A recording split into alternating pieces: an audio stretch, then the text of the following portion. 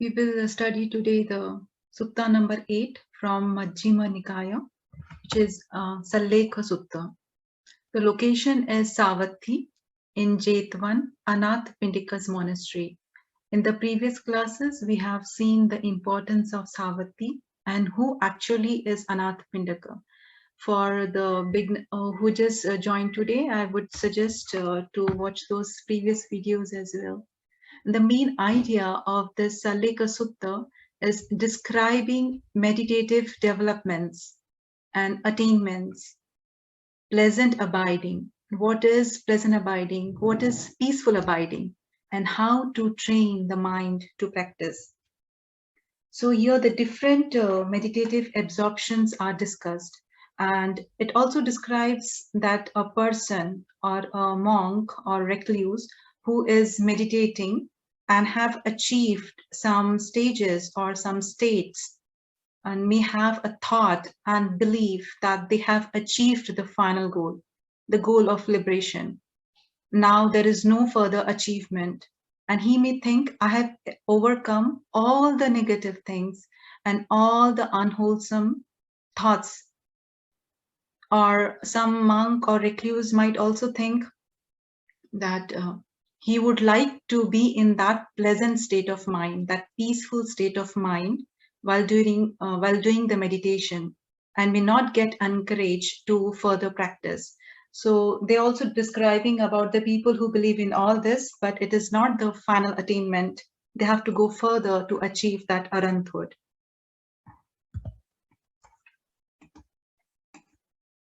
So this entire sutta is divided into two parts. In the first part, they talk about 8 attainments called as jhanas. Jhanas is a Pali word. The Sanskrit word is dhyanas. There are 8 attainments or jhanas, which are the progressive states of meditative absorption. So we can say that jhanas are the states of meditation. And after every jhana, the meditator is making progress in the next jhana. For example, a person who has achieved the first jhana, when he enters the second jhana, he will get all the qualities of the first jhana, but he will be progressing further and further. Likewise, he will be progressing further in the third, up till way to the several jhanas. So jhanas can be considered as states of concentration in meditation. So the next part of the sutta is divided into 5 sections. The first section, they talk about expungement or elimination or effacement or removal of all the unwholesome from our mind, the impurities from us. The second part talks upon the inclination of the mind. We have to train our mind in such a way that it should be inclined only to the wholesome, only to the good thoughts. Third is, what is it that we should avoid? And the fourth section focuses on the way that leads upwards, and the opposite way would be downwards. If we are doing the wholesome, definitely that person would go on the higher level in the upward direction, and the person who is doing the negative things or having all the impurities will definitely go into the lower level or in the downward direction. The last part of the sutta talks about way of extinguishing. What is it that you need to extinguish? You need to destroy or completely end or completely remove from you. So in the start of the sutta, Venerable Chunda asks, Venerable Chunda is a monk. He is asking to the Buddha, there are various types of views that relate to theories of the self or with theories of the world. Does these come to one who wisely reflects from the beginning? So Venerable Chunda, the monk Chunda, he is the younger brother of Venerable Sariputta. Remember in the last sutta, we talked about Venerable Sariputta and Venerable Mahamoggallana. They are the two best friends. They became monks, the disciples of the Buddha. Later they became the Arhat, and now they're helping remaining people also to walk on this beautiful path that Buddha has told. And they're also helping others to become Arhat. So this Venerable Chunda, he is the younger brother of Sariputta. One day he goes up to Buddha and saying that there are various types of views which holds to the theories of the self, the theories of the world. So, what are the theories of self? Some people, they might have different views of ourselves, that who am I, where I will go after this, what was my past, what I will be in the future. Or a person might think that I'm no more after the death. A person might think there is no rebirth. A person would think, yes, there are rebirths, or he is percipient or material, non-percipient or non-material.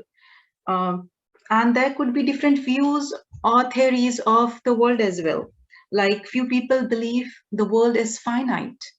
Other people say, no, the world is infinite. Some people think both ways. Oh, it is finite as well as infinite. Some people think the world is forever, it is eternal. And some people believe it's non-eternal. And few group of the people hold the idea, the ideology that the world is eternal as also non-eternal.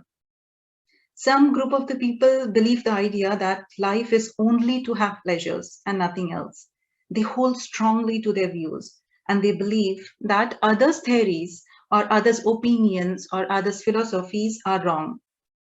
There is a sutta in the Digha Nikaya. That is the first sutta, the number one sutta, which is named as Brahmajala Sutta. And that sutta is described those different theories of the self and different theories of the world. We will also covering this in the Majjhima Nikaya. That would be sutta number 102. So he's talking about all those various types of views which we carry for ourselves and theories of the world. So having those thoughts, it's okay. But when we hold strongly to that thought and believe that this is only the right thought, and others who are placing their thoughts, we don't believe in those thoughts, but we just want to strongly believe in what we have come up with the idea. So Buddha is answering, yes, there are various types of views that relate to theories of the self or with the theories of the world. When these views arise, where they underlie and where they occur. So actually, why these views arise? We are carrying all these views all our life, right? When these views arise, our mind works in such a way, it gets, it depends on the habitual pattern. For example, there's a girl and she likes red flowers because when she was a child, she is looking at the red flowers, she likes the smell of it, and she has the memory that her mother used to always collect those red flowers and make a garland out of it, and she loved that idea. So whenever she looks at those red lovely flowers, she gets attached to the idea that, oh, her mom used to collect those red flowers and used to wear garland, is to make the garland. So even after 5 years, 10 years, she's growing up, she's 20 years old. It does happen one day she walks on the street and looks at the red flowers. The mind happens to connect with the memories that she will immediately after looking at the red flowers, it's 99% probability that she would have the thought of, yes, red flowers, I like that because my mom used to make red garland out of it. So, it works on the mind pattern. I just gave you a simple example. The views could be anything.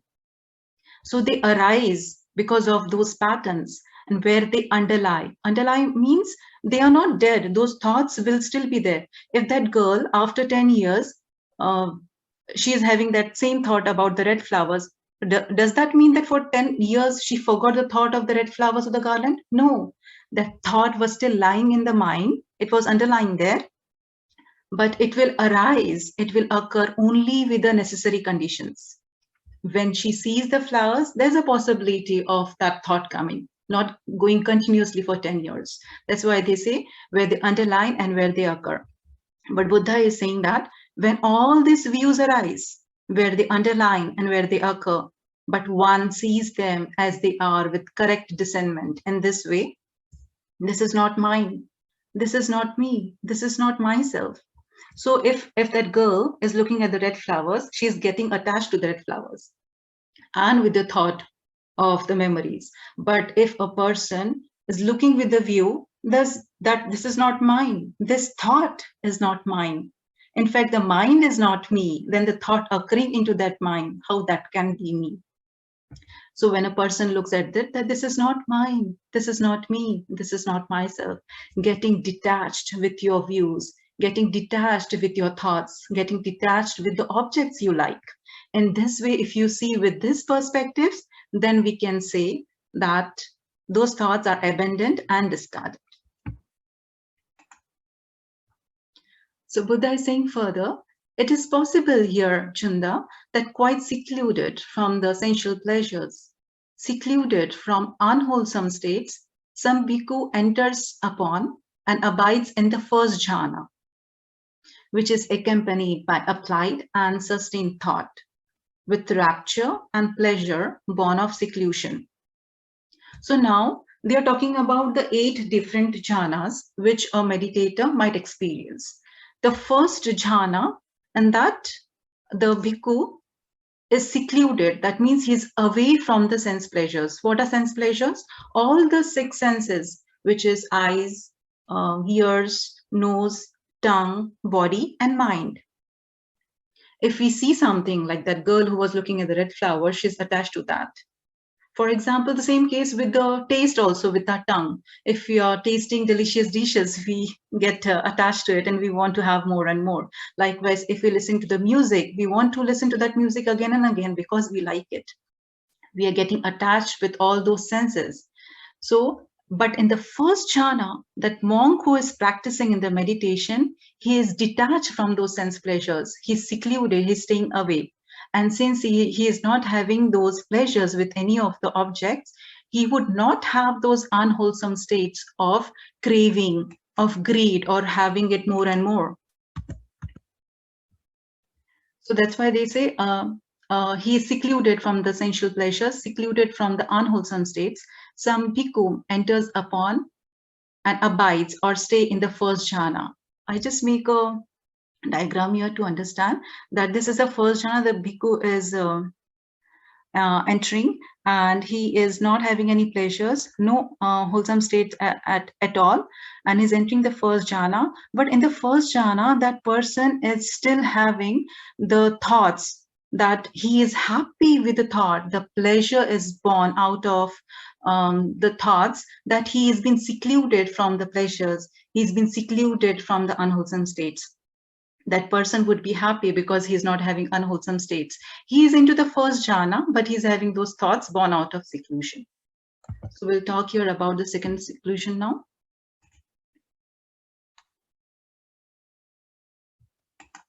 Yeah, it is possible here that with the still means stop of applied and sustained thought, some bhikkhu enters upon and abides in the second jhana, which has self-confidence and singleness of mind without applied and sustained thought, with rapture. Rapture is joy, that happiness, that pleasure, and the pleasure born of concentration. I'll just go on to the previous slide just for a minute.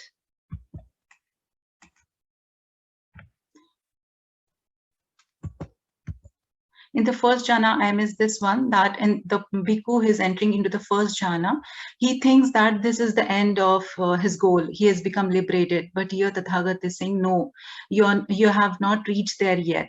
That person is thinking that I'm abiding in effacement. That means I'm dwelling in the non-impurity. I've destroyed all the corruptions of my mind. But Buddha is saying that no, you have not attained that Arantut, but these are called as the pleasant abidings here and now. They are just the pleasant abiding, but not the final goal yet. So in the second jhana, the thoughts are stopped. In the first jhana, he is having the thought of that, oh, I do not have the unwholesome thoughts. I do not have any pleasures. So he's in the first jhana. In the second jhana, he's overcoming all the thoughts. Now his thoughts are stopped. And he enters in the second jhana, he has that confidence and he develops the concentration, because since there is no thought at all, there is a singleness of mind, the unification of the mind. Because of that, he develops the concentration. That is the second jhana. And there in the second jhana, the monk or the bhikkhu thinks that I'm abiding in effacement. That means I have overcome every single corruption of my mind. I have overcome every single impurity of my mind. But Buddha is saying that It is no, it is you did not attain that attainment. You're still in the pleasant abiding. This first paragraph talk about the third jhana. Here it's saying it is possible here that with the fading away as well of rapture, that happiness he was carrying with him in the first jhana and the second jhana, it is fading away little by little now, and some bhikkhu abides in equanimity. So we have seen in the previous sections that what is equanimity. That whatever happens in our life, we just have to be balanced. Our state of mind should be in equanimity, whether it is happiness or sadness, or joy or grief, or if we get famous or defame, of if someone praises us or blames us, whatever the condition is, we should not get overwhelmed with whatever good is happening with us. We should not get overwhelmed with a lot of happiness, and at the same time we should not even get overwhelmed with too much of sadness. So we have to maintain that balanced state of mind called as equanimity. And that bhikkhu is maintaining equanimity because his rapture, his joy is getting faded away, and he is mindful. He's fully aware that he is in the state of equanimity. Little bit of pleasure is still there, is not completely gone, but still feeling pleasure with the body. He enters upon in the second jhana. So in the third jhana also the monk is thinking now, okay, I have overcome the first and the second. Now in the third jhana, I have attained the final goal. But here Buddha is saying, no, this is also not the final goal. It is just the pleasant abiding here and now. In the fourth jhana, what happens? The pleasure and the pain is gone. There is no pleasure, there is no pain, and there is no joy and grief. Because the joy and grief was gone already in the third jhana. He is in the equanimity state. So there is no joy, there is no grief. But now in the fourth jhana, he is even giving up the pleasure and the pain, and he enters and abides or stays in the fourth jhana. So in the fourth jhana, what happens? He has neither pain nor pleasure. And that's why he's maintaining that purity in him, that mindfulness, the purity of mindfulness arising because of equanimity. And he is thinking that I'm abiding in effacement. But Buddha is saying that this is not abiding in effacement. You haven't completely overcome your difficulties, but you're still in the pleasant abiding. And the previous what we saw, they were the four forms of meditation, the four jhanas, and these four jhanas, remaining jhanas, they are the formless one. Your bhikkhu is aware that space is infinite. Some bhikkhu enters upon and abides in the base of infinite space. Now, all the forms he was using for the meditation is completely gone in the four jhanas.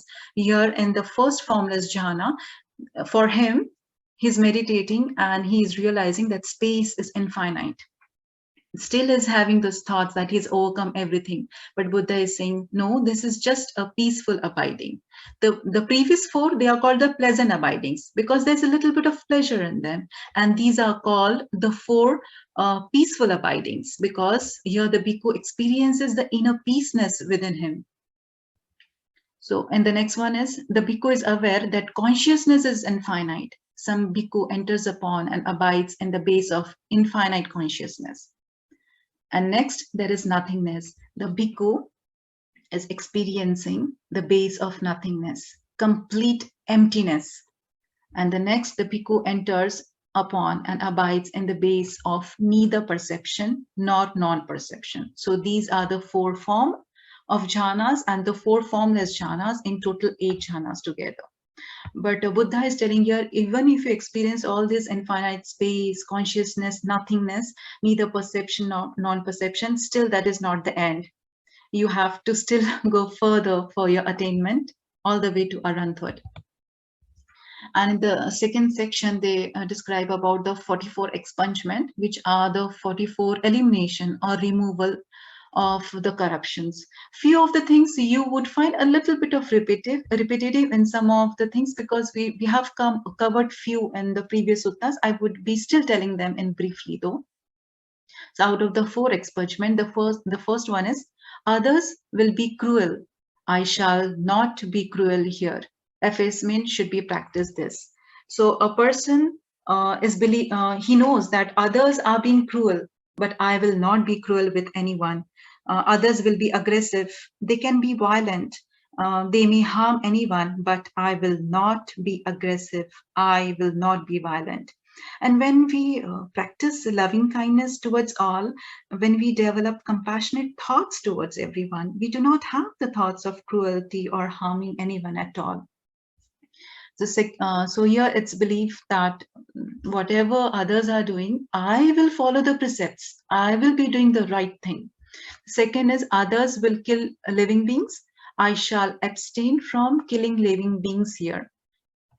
So this is the first precept which we take now out of the Panchaseed, that Panati Pata Veramani Sikkhapadam Samadhyami. It's the same one, that others will kill living beings, but I will refrain from that.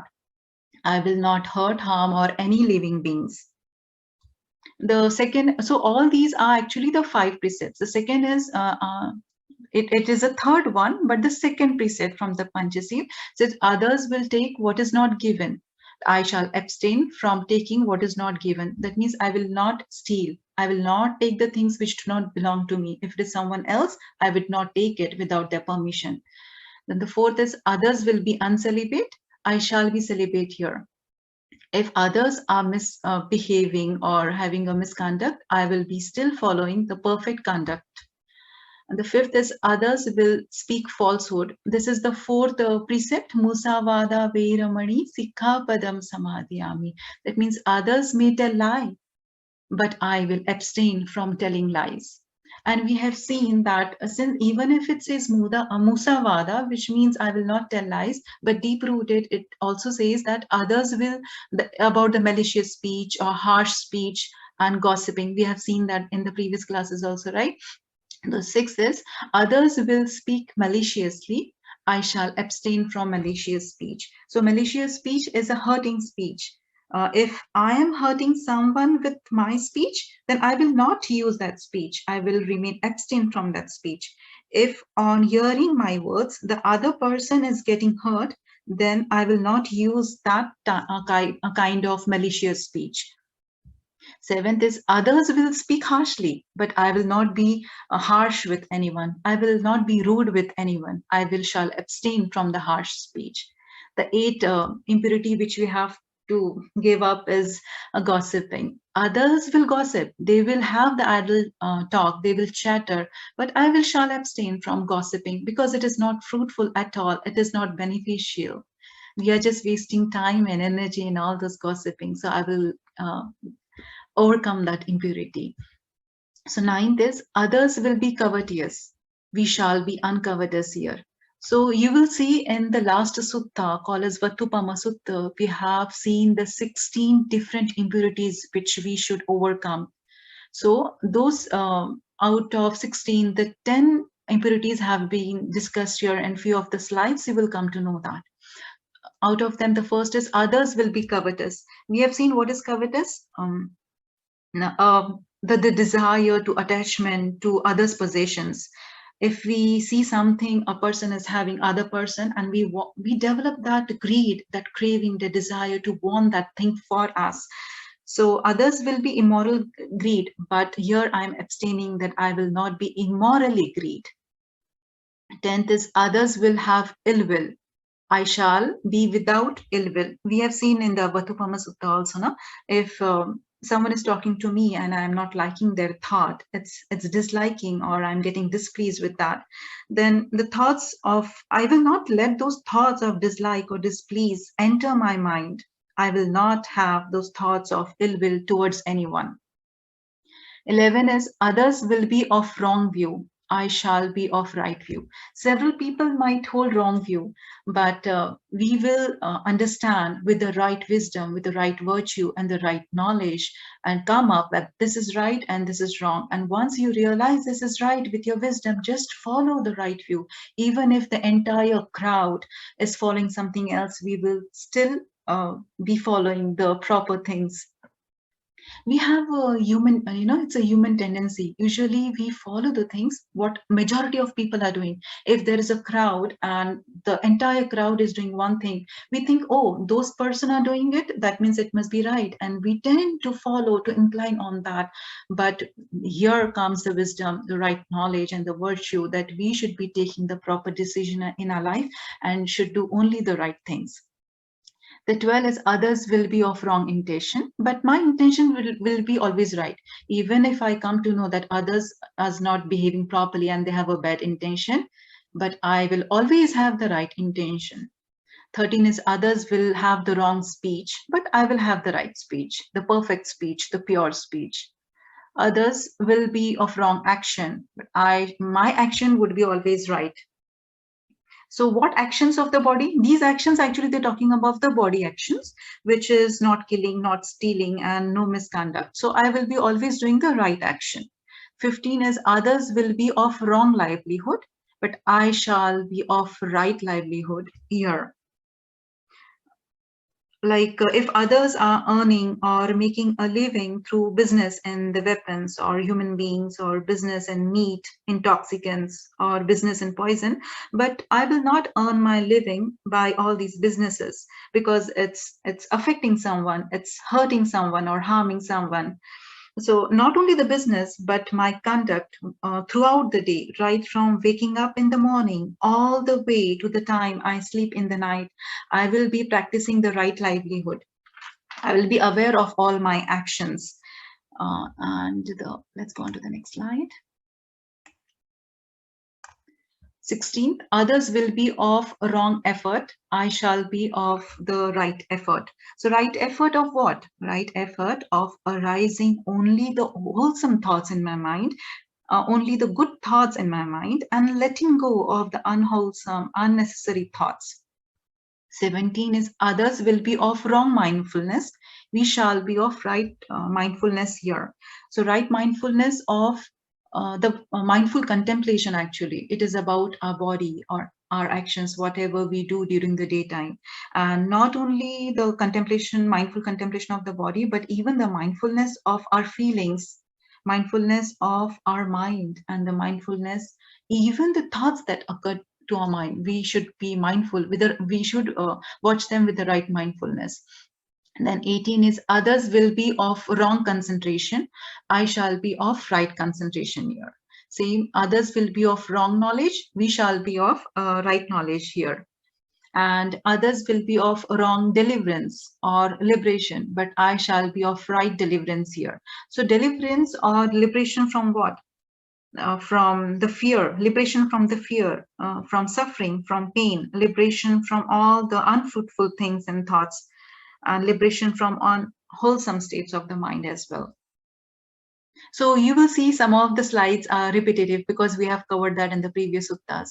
So 21 is others will be overcome by sloth and torpor. This is new. The sloth and the torpor is called as drowsiness and dullness.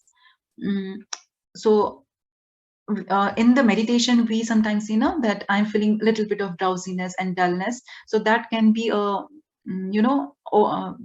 that can be our overcome, actually a kind of hindrance while we are meditating. Same is the case with restless. Sometimes our body is restless, having several thoughts, and meditating with a restless or anxious state of mind can be a distraction. If your mind is not free from worry or stress, we may have a restless mind and so will not be able to concentrate, and that will not be progressive for our meditation also.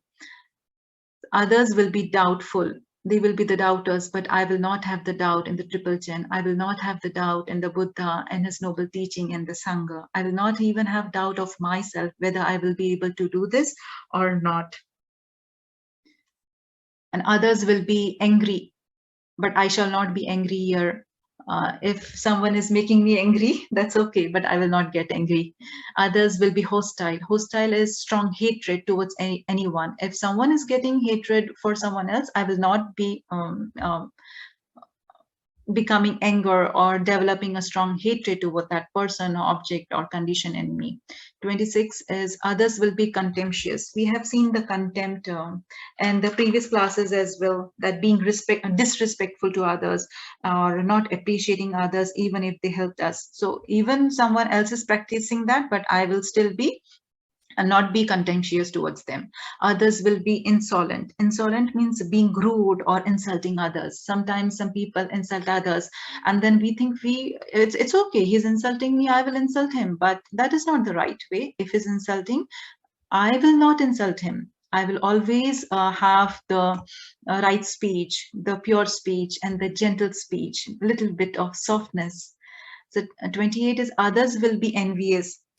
That if someone is getting an expensive car, we will not think that we will not develop the thoughts of envious or jealousy towards that person, but in fact we will be happy for his happiness.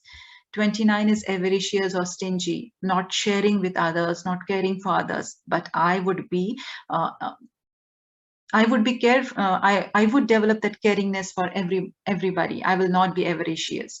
Others will be fraudulent, but I will not follow any of the path which have the fraud ways in it. Others will be deceitful, but I shall not be deceitful here. So others would be approaching or getting something, telling lies in an appropriate way, but I would not be doing that. Others will be obstinate. Obstinate is stubbornness. Like we have our view and we get stubborn with it. We do not want to get rid of those thoughts because I've been getting it all my life. And how if someone is telling me even this is right or this is wrong, I will not give up my thought because I'm attached to it. So I will not be doing that. I will not be obstinate. I will not be stubborn. Others will be arrogant, but I shall not be arrogant. And this is how you should practice that I will be overcoming all these impurities in me. 34 is others will be difficult to admonish. But some of the people, they put a lot of pressure. They give a lot of stress to some people. But I will not do that. I will not admonish anyone. I will not give stress to anyone. I will not put pressure on him. Others will have bad friends, but we shall have good friends here. So they say bad friends and good friends because usually friends have so much of influence on us. If we are having a company of friends and our friends is doing it, all of the friends are doing it, then we tend tendency that oh, he is doing it, it must be fine, he's my friend, he's doing it, I shall also do it. So that's why they encourage to have the good friends in your life and avoiding the bad friends. So even others will have bad friends, I will try to have good friends. 36 is others will be negligent, but I will be diligent here. So lack of care or heedlessness or lack of awareness. So others would be like that, but I will not be doing. 37 is others will be faithless. We shall Archana, screen is not changing. For me, at least, it didn't change. Oh, is I it? see 29:30. Is it okay now? No, still not touching.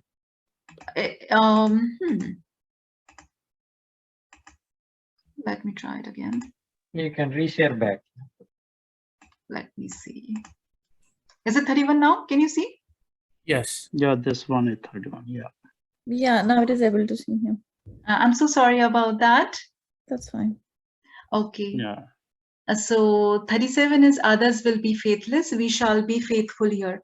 So we will develop that faith, that devotion in us. The others will be shameless. I shall be shameful here. You know, this faith, all these impurities they're talking about from 37 all the way to wisdom 43. So 37 to 43, they are considered to be the good qualities. And they are described in detail in the Majjhima Nikaya number, I think it's 53, called as Sallekha Sutta, in which the Buddha is telling the disciples, to all the disciples who are in the higher training, they will develop that, they have that 7 qualities, good qualities. So these are that 7, 1, 2, 3, 4, 5, 6, and 7. You will be surprised now how that faith, that shame, and that fear, how they can be a good quality. But actually, when we say that I'm ashamed or I'm having a fear of wrongdoing, that is considered to be good, because a person, if he has a fear that if I'm doing something wrong and I will have the bad consequences, with that fear he will stop himself to doing the wrong thing. And considering the consequences of those bad things are not good, and they will be a hindrance, a difficulty in my good life, he will stop doing that. That's why it's considered as the good qualities. So the others will be shameless, but I will be shameful here. That is a 38 number. So he is ashamed of what? Actually ashamed of misconduct in the body, in the speech, and the mind, or doing any evil things with this body, speech, or mind. And the fear of wrongdoing, that he has a fear, he is afraid of misconduct again in the body, speech, and mind, and getting engaged in the wrongdoing. So he will stop right then and there when he realizes that he is doing something wrong. He has developed fear in that, and he will stop doing that. So 40 is others will be of little learning, I shall be of great learning. So his knowledge is good. He can, the person who is learning, his knowledge is good. He can easily contemplate on what he has learned, understanding the right meaning, and he has penetrated the knowledge with the right view. So others will have a little bit of learning, but I would be encouraged to have more learning, developing more wisdom in me, developing more knowledge in me. 41 is others will be lazy. We shall be energetic here. Effacement should be practiced thus. So I will be energetic in my practice and following this noble path, energetic in my progress. 42 is others will be unmindful. I shall be established in mindfulness here. So I will be gaining the right skill and will be aware and mindful of my good thoughts, of all the states of mind and occurring in me. I will be mindful of that. 43 is others will lack wisdom. We shall possess wisdom here. So perfect wisdom that will help me in taking the right decision, right wisdom, which is necessary to progress on this path. And the last is others will adhere to their own views. They hold tight onto their views, but I shall not adhere to own views or hold tight, because when we hold on to those views, we kind of develop the quarrel or the dispute with the other person, trying to prove our point.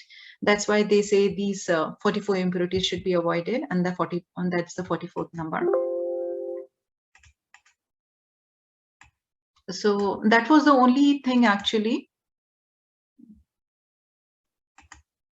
Okay, something came up on my screen. Sorry about that. The second section is inclination of the mind. So all those 44 impurities which we have seen, they are repeating now. And then your Bhante is saying that, Chunda, I say that even the inclination of mind towards the wholesome state is of great benefit.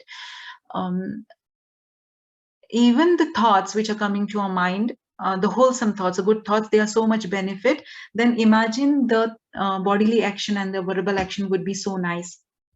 And what the mind should be inclined on, that may others be cruel, but I will not be. Same, these 44 things are repeated all the way till the 44th, the last point.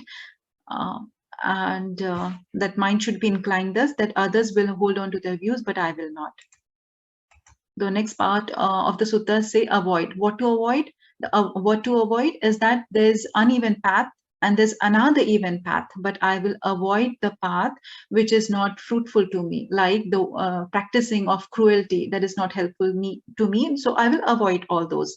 So that is all the way repetitive to 44, that I will be avoiding all the 44 impurities which is not helpful. The next part of the sutta says the way leading upward. A person given to cruelty has non-cruelty. So a person who is practicing non-cruelty will always go in the upward direction. He will have the good consequences. That's why they're saying it will lead him upwards, all the way to the 44 impurities. If he is removing those impurities, that means he is going upwards. And if he's following cruelty, ill will, covetousness, all those things, that means he's going downward, in the downward direction. So this is the last slide of the sutta, and they talk about the way of extinguishing. Now, Buddha is giving the explanation of a person who is stuck in the mud. A person who is stuck in the mud, if another person is not in the mud, then only he would be able to remove that person from the mud. But a person who's already stuck in the mud, how can he help another person who's already stuck in the mud?